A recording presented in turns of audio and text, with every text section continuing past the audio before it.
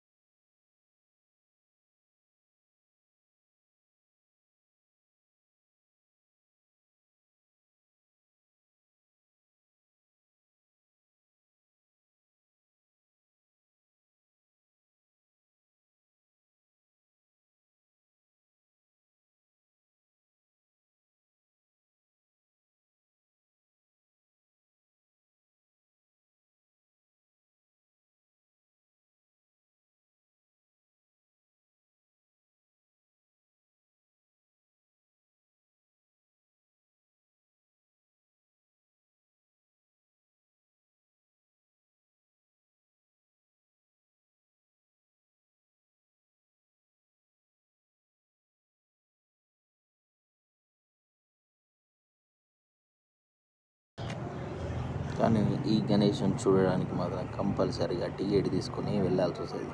Per person 10 rupees. Like and subscribe please.